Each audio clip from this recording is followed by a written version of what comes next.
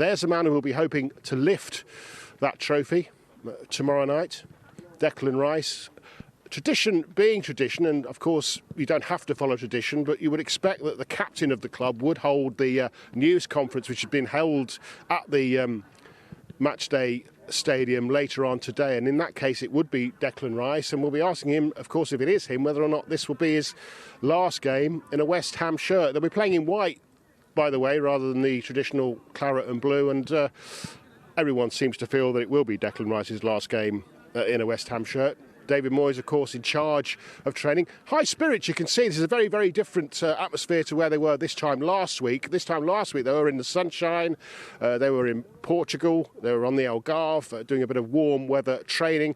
Warm weather training it was described as, but there was time for a relaxing and recuperation as well. A bit of a water park scene. Lads were seen there on one occasion. A lot of golf, of course, but yes, some training, a lot of bonding, because it's been a long season, hasn't it? This will be their 57th game this season, the final tomorrow night.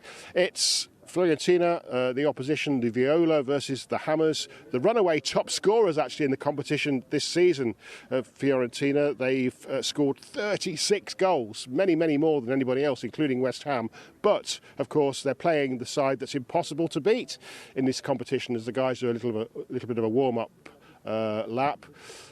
14 games so far, won 13 of them, drawn the other. David Moyes says that it already feels special, that these players have already made history, but of course if they can go on and win the trophy, then it really will be the icing on the cake, and of course Premier League survival as well. In that group, of course, you will find Vladimir Kufal and Thomas Souček, who are both Prague boys.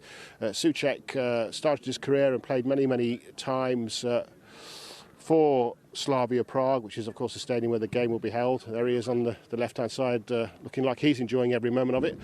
They'd be hoping for better weather, of course, tomorrow night, but I don't think it's going to be. The forecast is for rain, so that's not great news for the 20,000 or so West Ham fans who are expected to travel. As I say, only 5,000 have got tickets, so that'll be an interesting scenario in terms of where they're going to watch the game, although a fan zone is being set up. We leave you with West Ham training amidst the grey, both structurally wise and weather-wise.